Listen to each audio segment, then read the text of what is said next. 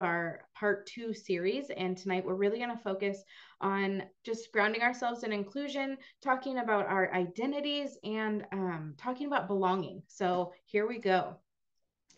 Like Vanessa said, my name is Heather Snipes. I'm a program support specialist with the Supporting Inclusive Practices Project out of El Dorado County. I live in Humboldt County in Eureka. So I'm way up here in Northern California, and my life has been in early childhood. And with this team, I've been able to learn a lot about how early childhood connects to that lifespan and what we do in early childhood and how important it is across the lifespan. And so I am coming to you today from that lens, and I'm going to pass it over to my co-presenter, Rebecca, to introduce herself. Thank you, Heather. Yes, I'm Rebecca Fuller, and I'm the program assistant for the Supporting Inclusive Practices team. And I've been with our team for just about 2 years. Before that, I'm an interior designer by trade, and I was in the construction industry for over 25 years. I'm coming to you live from Shingle Springs. We live on 11 beautiful acres. It's in the foothills, about 30 minutes east of Sacramento, and about an hour from here is South Lake Tahoe. So kind of right up the 50. Anyway, so that's where I'm from, and you'll hear a little bit about my story along with my daughter, who's 20 years old. And if you can hear her music playing in the background, I apologize. I keep telling her to turn it down, but she's rocking out in her bedroom. So real life. Yes, I'm excited to be here. Thank you. And just so everyone knows, you'll also receive these slides. And so all the places that say click here to meet the whole team or any other clickable links will be made available to you for the future use. And I just wanted to share really quickly about kind of what our Supporting Inclusive Practices project, what our mission and vision is. We're a statewide technical support group that is mainly focused on supporting LEAs across the state in improving outcomes for students with disabilities. But what we know from research and from experience is that when we work to improve outcomes for individuals with disabilities, we actually really improve outcomes for all. And so that's what we're really going to be talking about. We're going to be specifically focusing on disability, but when we talk about young folks, especially, you can interchange behavior with disability and a lot of these concepts and a lot of the mindsets that we're going to be talking about. And we all know that when we have children who have behaviors that challenge us, it's very easy to put that same type of label on them that sticks with them for their entire life and can really affect their overall life outcomes. And so when we talk about inclusion, when we talk about belonging, just know we are specifically targeting individuals with disabilities, but we also know that that can be broadened and generalized to many other folks. Like I said, we have a resource Padlet. The links to the resource Padlet and the slides are in the chat. And we just want to make sure that you have way more resources than you're ever going to actually need. The presentation resources are in that first column. All the videos that you'll see tonight, the slide deck, and any of the handouts that we might use now or in the future. And then so many more resources around play, universal design, inclusion, transition planning, college and civic readiness. So some of the resources that we'll be talking about at our next session next week will be covered as well in this Padlet. So we're going to start by talking about the basics of inclusion. This quote is always one that I like to start things with because it really gets us in the mindset that the decisions that we make early on can really shape and impact an individual's life throughout their lifespan, whether that's good or bad. But this first sentence is really kind of a strong one for me, and that's early segregation does not merely predict later segregation, it almost ensures it. And then the quote goes on to talk about how important it is to establish a trajectory that is continuous across the entire age and grade span in order to support that transition into adulthood and that transition into society. And so just thinking about ourselves if we have any special educators or parents or anyone who's here with us tonight, when you have a little person who has been identified as needing more intensive support, it's really important for us to explore all the options before we make that decision to put them in a segregated setting. And I like to ground us in that. So that's from Dr. Eric Carter. Some of the benefits of early inclusion that we probably already know, but we like to reinforce and say this is all grounded in research, is that there are so many more opportunities to develop social and play skills, to see those behaviors that are appropriate and modeled for them, and building that foundation that's really, really crucial to being able to develop those more academic skills as they progress in their educational career and then eventually out into the community. There's increased developmental gains just generally, peer acceptance and development of friendships among all children. This is where those benefits for individuals who may not have identity or have disabilities come in. If we have inclusive settings and they're high quality and there's a true sense of belonging, what we see is that all kids form friendships and allyships that last well beyond their preschool experience. And what happens is when they enter that elementary experience, if they don't have that same kind of inclusive opportunity, their general education friends say, where is my friend? They're not here, and I don't know why, and that's not okay with me. And so what we're doing is we're developing little allies and advocates from the very beginning, and those friendships last way longer than the time that we have with the kids. And I'm sure with parents, you all see those kinds of friendships building and the benefits of that. And then the one thing I really like to touch on is that early inclusive opportunities, research shows that they lead to an increased likelihood of high school graduation and a college degree. And so we really are talking about lifespan development. And I'm sure if any of you here are early childhood educators, you know that term of brain architect, and it's true. We are building a foundation that will set our kids off on the right direction, the right trajectory. A little bit of research, just really quickly.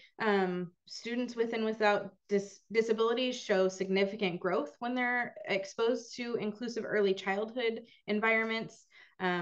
Elementary aged kids show higher reading scores when they have the ability to be included in general education settings.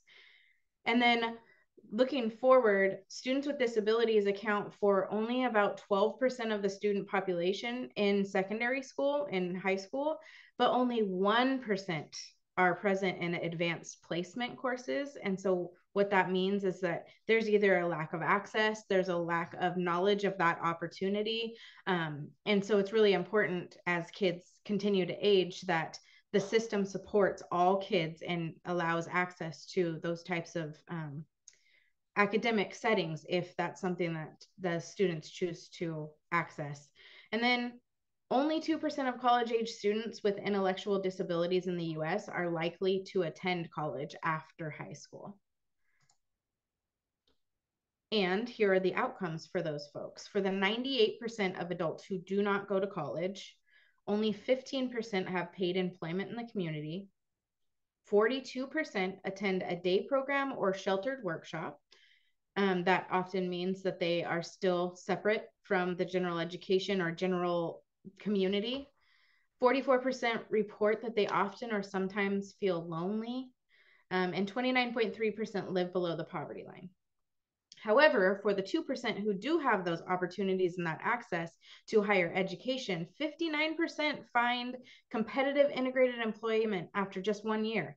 51% earn higher wages than those who didn't access post-secondary education, and 87% were enrolled in a credential program, which tells me that they had a loving and caring educator somewhere along the line to make them want to go into that field themselves. And then 100% of the programs that currently exist have peer mentor supports to students. And at our next session, we'll talk a little bit about what kind of opportunities are available in the secondary and post-secondary realm. So we're going to start by hearing from Sean Spence. This is the person you see on the screen. He is a strong advocate. He is someone who has been really instrumental in our state around secondary transitions. And so he and his friends are going to talk a little bit about the myths around individuals with disabilities. One of the biggest myths out there, I feel, is that all disabled are mentally indeficient. Some of the kids with disabilities, like me, can't hide that. They're there for the whole world to see.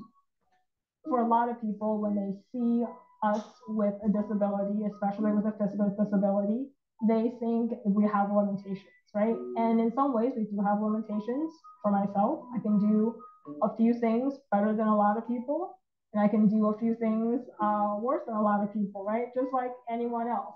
Well, like I was thinking that people with disabilities, mental disabilities, physical disabilities, that they'll never be able to do what a regular person can do. Because that's the one thing that everybody's always dealt with throughout their whole lives. They've always had experiences where somebody's going to tell you, oh, you're not good enough for this, you can't do that, you won't be able, you're not mentally able to do something. Right now, you see people in the disabled Olympics running and with the mechanical feet, and they run 100 meters or even more sometimes. I would say that another myth is people only without disabilities go to college.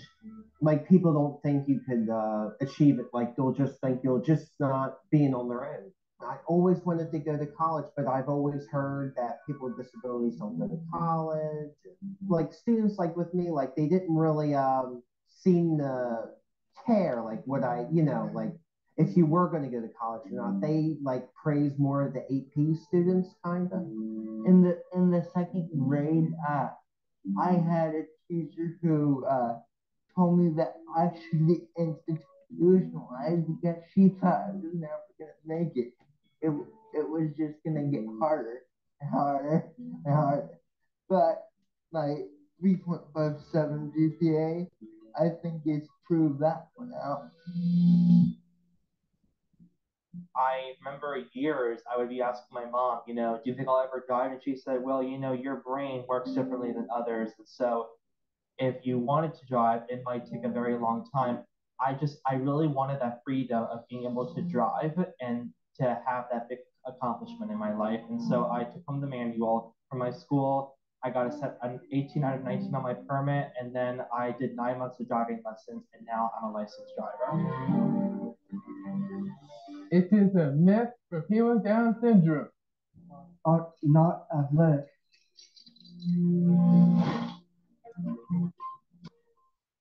It's a myth that people with autism don't have feelings. It's a myth that people with ADHD can't carry a conversation. It is a myth that people with autism cannot live independently.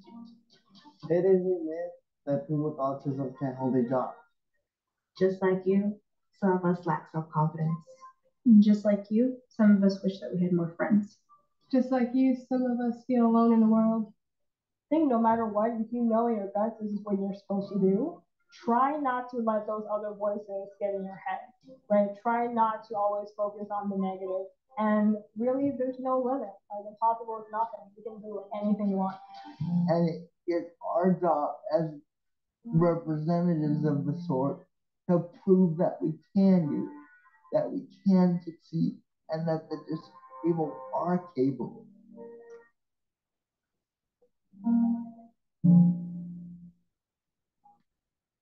One of the most important things to our team, to the Supporting Inclusive Practices team, is to make sure that we ground in the disability voice and that we are making decisions and having conversations that are uplifting those voices and those experiences above all else. And so that's why we like to share this video. One of the things about Sean is that he has graduated from Chico State, and he is really instrumental at the state level with the California Transition Alliance team. he actually helped us develop the interview process for student commissioners on the Advisory Commission for Special Education. I'm a commissioner on there, and I was able to work with Sean and the Transition Alliance team to develop that process and to elect our first two voting student members on that commission. And so Sean has really been instrumental in secondary transition, but also many other things at our state. So I always like to uplift his voice too. So one of the things that they touch on is the myth or that negative mindset about disability, and that's called the soft bigotry of low expectations. And that's where we can really get ourselves in that habit of saying, well, they can't do it, and you know, we're gonna just put them somewhere else or give them a different experience because we don't think that they can do it, before actually knowing whether or not they can. And so what happens is that students are marginalized because of their disability or because of their label. And then we develop that deficit view that continues to keep them marginalized. And we have lower expectations. We label them, we keep them outside of those general education settings, we other them, and they continue to remain in those remedial learning situations, settings, and that really perpetuates school failure. And that's why right now we're seeing a lack of opportunity and a lack of access to transition programs outside of high school. So what do we have to do? We have to shift our mindsets about that. We have to remember that students with disabilities are general education students first, and that's by law, because by law we should be talking about the least restrictive environment first, which is that general education setting, and whether or not we can support children with disabilities in that general education setting. And then we start talking about those more intensive services and separate settings if necessary. But we should always be talking about the general education setting first. One of the most important things to me, and one of the things that really changed my mindset about my practices, is that special education is not a place. It's not an SDC. It's not a resource space. It's a service, and it's a support that can be delivered across multiple contexts. And it should be, because the whole goal is to get our students and our kids to generalize their skills across multiple settings so they're ready for the real world. If they continue to be segregated, once they enter adulthood and enter the community, they're entering something that is going to be overwhelming and scary for them oftentimes. And so it's important for us to give them those opportunities right away. And then just remembering that those presumptions, generalities that we make about individuals with disabilities, and like I said at the very beginning, individuals with behaviors that challenge us, those stay with them for their life. And so it's really important to honor them for who they are in all their pieces. And that's really where we kind of start talking about the history of inclusion. And unfortunately, when we show these elements of the history of inclusion, I'm sure that we could all think of places that still look very much like exclusion, which is where we started. And that is with individuals who fit in the norm. Those green dots there were allowed to be wherever they wanted to be.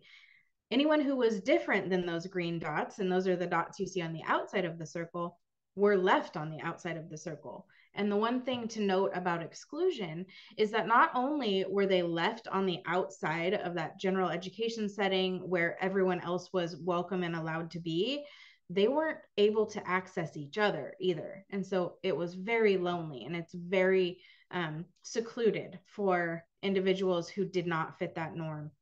And we do have settings and places where this still happens.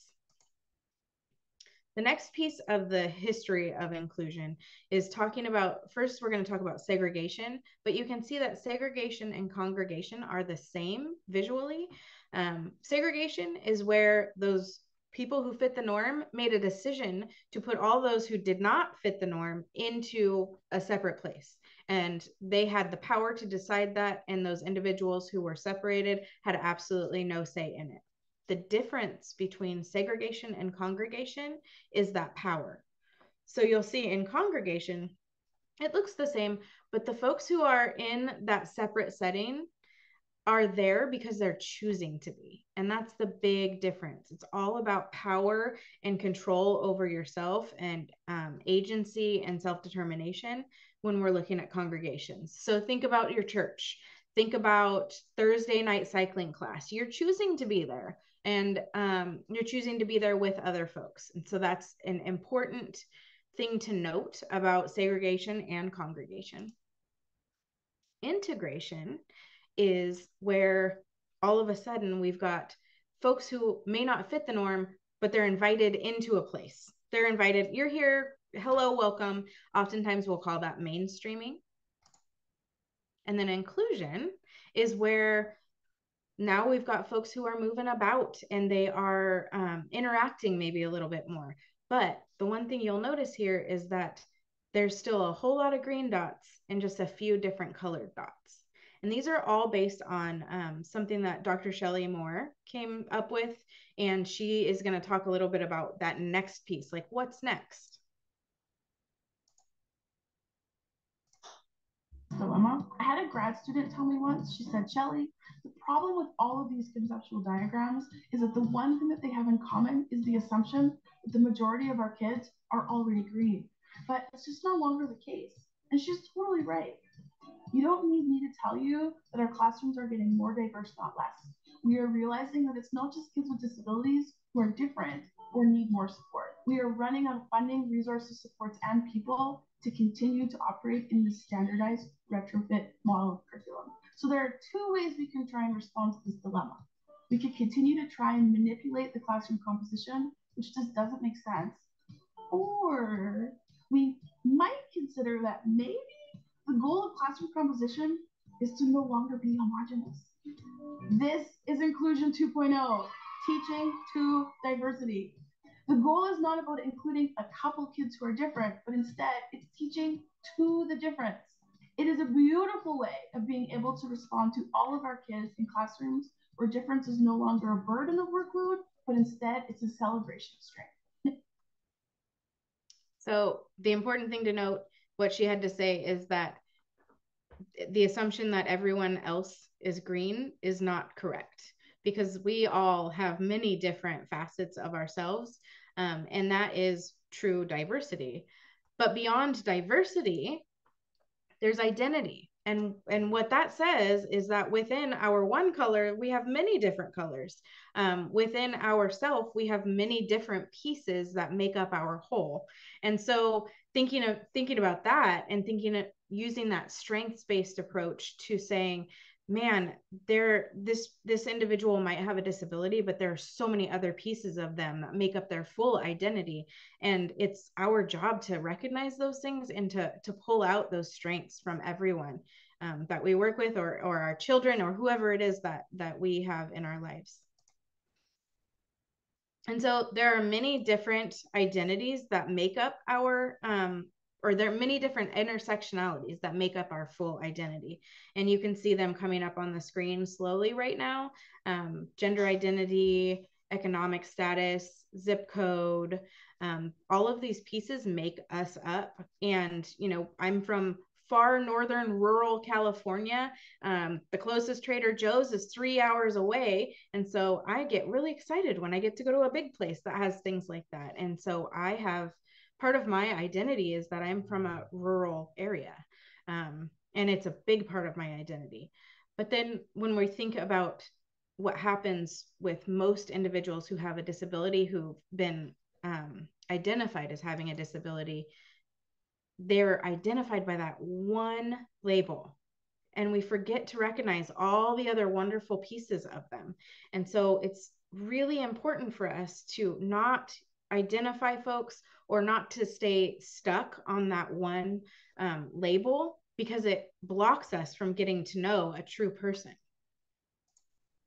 So now, to demonstrate this, I'm going to give Rebecca the floor for a couple of minutes, and she is going to share a little bit about all the pieces that make up her identity, but then also all the pieces that make up her daughter Emily's identity. So go for it, Rebecca. Well, thank you.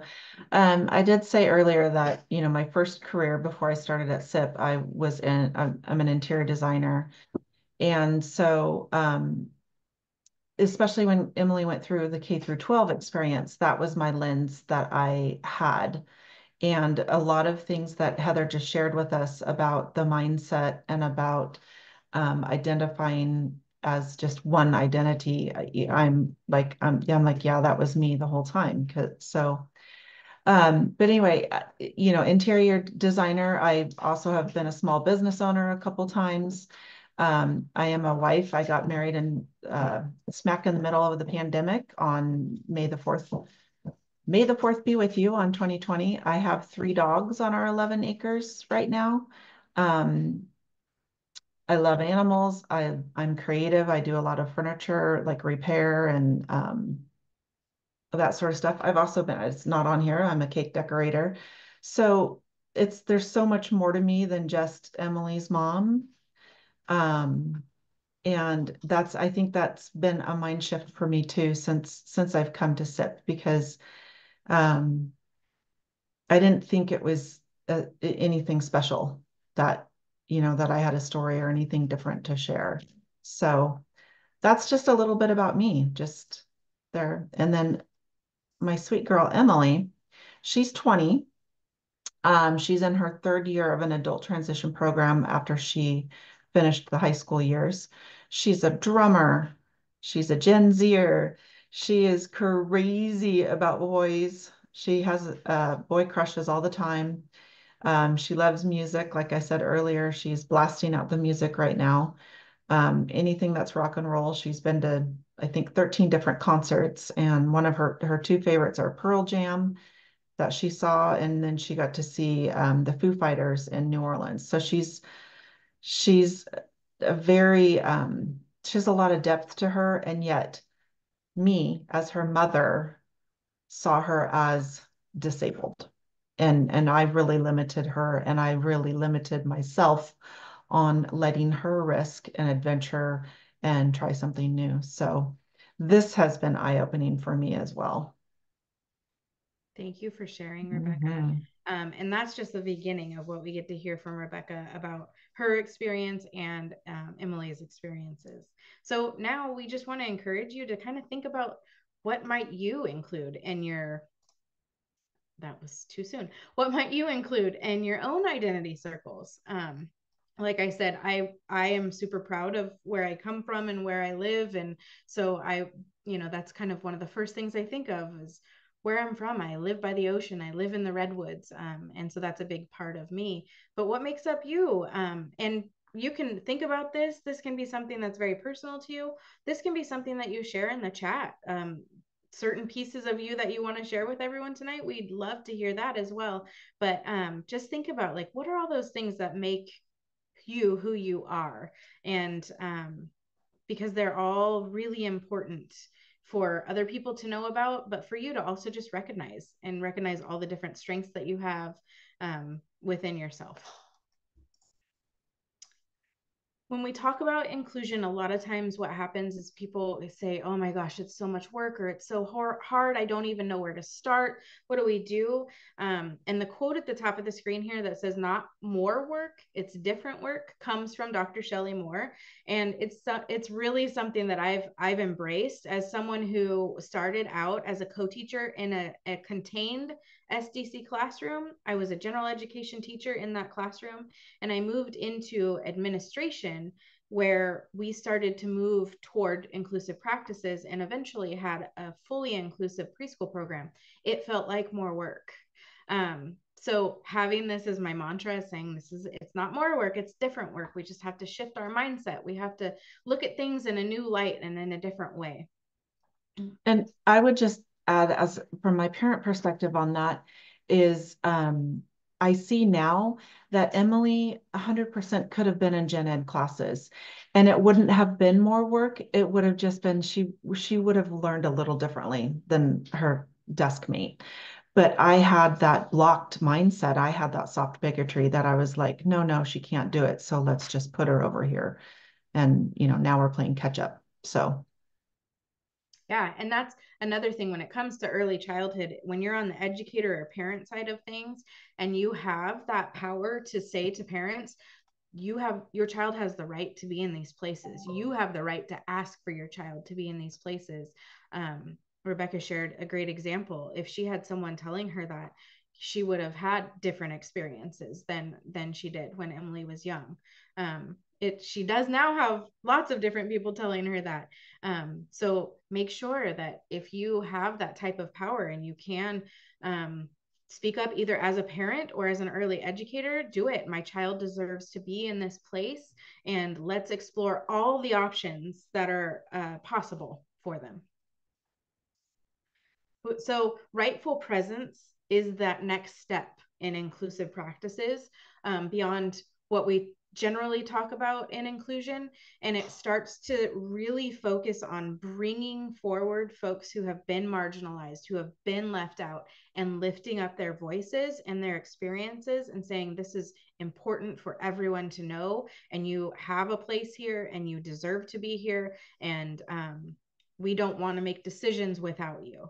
So we really focus within rightful presence on true belonging. And that's the rest of the night is going to be focused on talking about true belonging. But then just identifying those inherent values that everyone has. And that's why I was talking about the intersectionality of identities and all the different pieces that make up the whole. Just making sure that you know that everyone that you touch has inherent value. Sometimes it takes a little time to find it.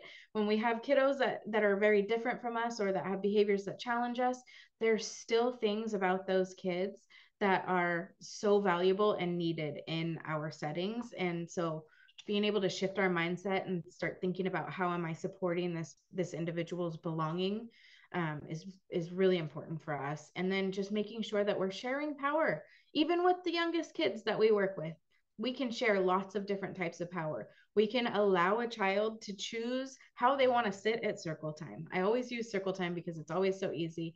And it also seems like one of those places that we really get stuck on and we really want to have control over. But allowing kids to explore learning opportunities, explore their environment, to interact with their peers in ways that work best for them is how we can start to share that power with them and develop those self-determination skills that are so important for higher level academic skills as they move forward. So now we're going to talk a little bit about belonging, and this is where we're going to live together for the next 15 minutes. Brene Brown says, true belonging doesn't require you to change who you are. It requires you to be who you are. And I like to take one more step on that and say, and it requires us as adults and people with power and educators to identify those pieces that make up each individual and to uplift those pieces and to celebrate them. So just for a minute, think about a time where you felt a real, true sense of belonging. And think about some words, or a word even, that you would use to describe that experience. And if you want, you can add it to the chat. But I'll just give one little tiny pause, just in case anybody wants to put anything in the chat. And then maybe Rebecca and I can share one or two words that we think of, and then we'll, unconditional love. Yeah, love that. Heard and understood, comfortable, not judged, right? Not judged. You're just there, you're yourself, and you're being honored and recognized for it, for sure. Yeah. Let's see if we can come up with some more here in the next couple of slides. The wheel that you see here on the screen is called the Dimensions of Belonging wheel, and it comes from the TIES, TIES Center, and they have so many fantastic resources around these dimensions of belonging, and we're just going to kind of go through each dimension and define them tonight, and Rebecca's going to give some real life examples of what each of those things can look like. The dimensions begin at the top with the word present, and then they go around present, invited, welcome, and so on, all the way back up to needed. So they do build on themselves, and there is a direction to them. And this quote here just really sets in stone the idea that it's not like a nice gesture belonging, that it's actually something that's hardwired in us as humans, and we need it across our entire lifetime, whether we're little tiny folks or we're super old folks, anyone in between. We need to feel that sense of belonging. It's essential to our survival and to our life. So the first dimension of belonging is just being present. And that means to be involved each and every day in the same places as everyone else in your school. The next dimension is invited.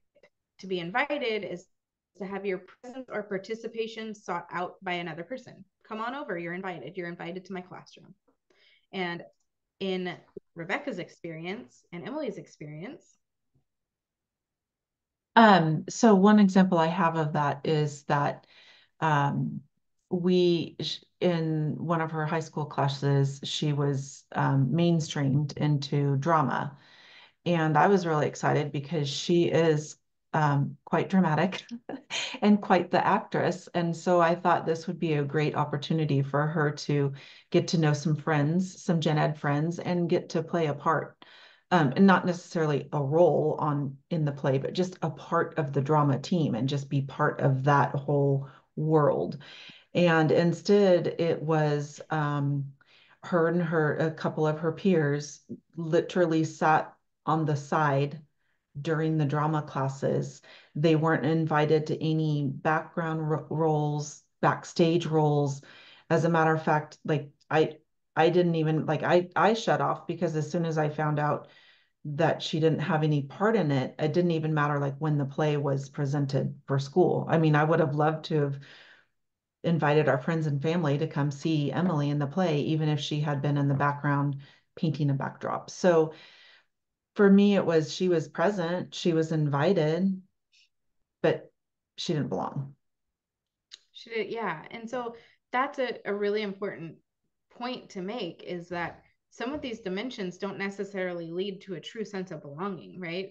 Just like that example, you can be present or invited to something or somewhere and very much feel like you do not belong there. I'm sure we could all think of situations where we were just present or just invited to something where we were like, wow, I really don't belong here right now. And so thinking about that with our kids, being present and being invited to be present is not enough. There's way more to it.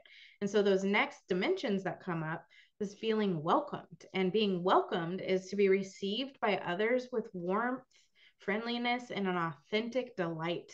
I am so glad you're all here tonight. I am so thankful that you took some time out of your evening to spend time with us. You know, that true appreciation for being wherever you are, that makes a huge difference. And then the next piece is being known. To be known is to be seen as a unique individual and appreciated for all of who you are. And that really goes back to that whole intersectionality, and to be recognized for all of your identities and appreciated for all of them. And Rebecca. So this picture is cute. This is she was playing in unified sports, and that was with all the I think the gen ed kids played with them. But my main thing about welcomed and known was that people knew Emily and they welcomed her, but it wasn't really in a meaningful way. And when Heather and I were talking about this, I made the statement that, you know, nobody was necessarily mean to her, but nobody really necessarily like reached out further. It was still just kind of a surface level. So that. Yeah. And it makes me think about how many times we've made that statement. Well, nobody was really mean. Nobody was, but nobody was really nice either. And these dimensions of belonging are building, and it's getting a little bit better, but do we really want to have our kids come home, or do we really want to like experience a life where nobody's really mean, but that's kind of it? No, we don't. There's more to it, right? So the next pieces of belonging in these dimensions is to be accepted. To be accepted is to be embraced gladly without condition and viewed as an equal. And then the next piece is to be involved. And to be involved is to be actively engaged with and alongside peers in shared learning and common goals. So for this, I I'm very passionate about it, and I'm really excited that she and we she was able to get into this adult transition program. It's at a different high school campus in our community, and it's where she started to shift. It's where I started to shift. It also happened to be when I started working with SIP, and my mind shifted. But she is part of this community now. Her whole classroom and everything they do, which is extensive, is celebrated and known and welcomed and part of the group of the high school. Everyone knows them, all the kids. They do all sorts of stuff like they make crafts and they sell them in the community. They sell them at crafts fairs. They help the drama kids clean their, wash their costumes. They help the cheerleaders. They help the sports. They file. Anyway, so they're learning all these great new life skills, and she's gaining so much confidence. And I see how if if she had been lucky enough to be in this dynamic environment back when she was in preschool, the outcome would be incredible. So I know it's possible. And it's just where she's at right now is really thrilling for me. And I'm just super proud of her. So anyway, and you can tell she's a goofball by these cute pictures of her. Nothing like her mom. Nothing. She's nothing like me. Just kidding. I think that this really highlights the difference between being just welcomed or being just invited when you're talking about how involved she is and what that means. She's a part of the community. She's a part of the game, and that makes all the difference. And her confidence, she's always been a really confident kid, but her confidence has skyrocketed. She's still timid about things because if it's something new that I ask her to try, her first reaction, because that's where I always go, was like, no, I can't. But once we work through that, she can. But she like today, they volunteered at our local thrift store, and she had $4 on her, and she found a cute shirt, and she's, all about it. She's like, Mom, I can't believe I found this shirt today. And, like, that's just cool. She packs her own lunch, and, so these are the little things, but they're making such a difference. They're the little things that build that foundation to be Yeah. a functioning and very successful adult and have a life Definitely. that she chooses. Definitely. So the next pieces is to be supported. To be supported means having the individualized resources that are needed to reach your full potential. And then to be heard is that your perspective is sought out, that you're listened to, that you're respected. And so those, we're just building and building, and you can see how each one becomes kind of a little bit deeper. Yeah, here I am. So, I just spoke about this a minute ago, but I definitely have shifted from that helicopter, that bubble mom that kept Emily in the bubble. And I was the first one that say, oh, no, no, no, she can't do that. And I wouldn't even let her try, to now, letting her try, letting her see if it works or not. And it's difficult for me because I've had 20 years of bubbling her. So last week or a week or so ago, she went into a McDonald's after we placed a mobile order all by herself. And I sat in the car, literally sat on my hands so I wouldn't go in and rescue her or make sure she was okay. And a few minutes later, which felt like about 3 hours, she came out super proud and she did it.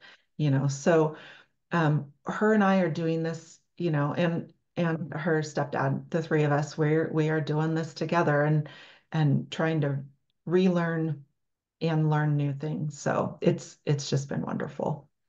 So it's also been wonderful to see Rebecca become a member of our team, but then also become someone who is an advocate for her child and an advocate for herself, and become the type of voice that people want to hear, because you're able to see what can be, and you're able to recognize those things, and you're able to sit on your hands when it's Sit really on my hard. hands. Yeah.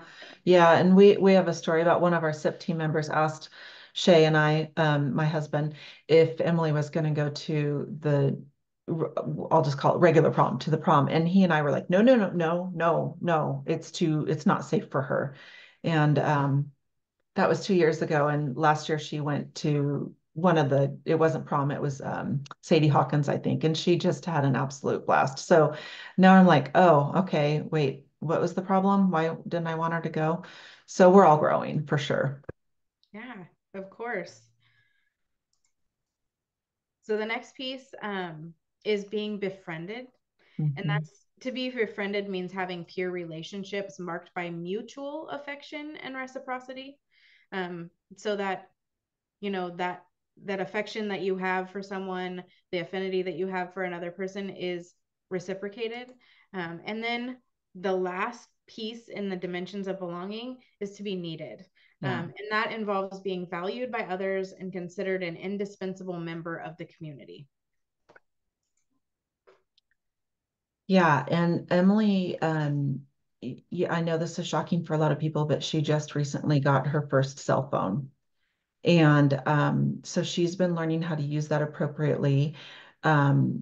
She does have little group chats with some of her girlfriends, which I love seeing, even though what they text back and forth is hilarious, because it's like they talk about Sheldon on the Big Bang Theory all the time, like, no, you're Sheldon, no, and I'm like, okay, well, whatever, but they're having fun, right?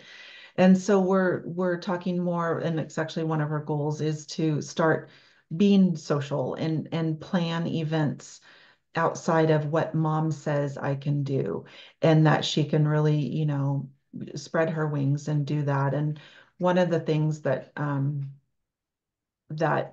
she's also doing in ATP as a third year is that she's a mentor for the first year kids there. And so when she's not there, her teacher even told us last week at the IEP that,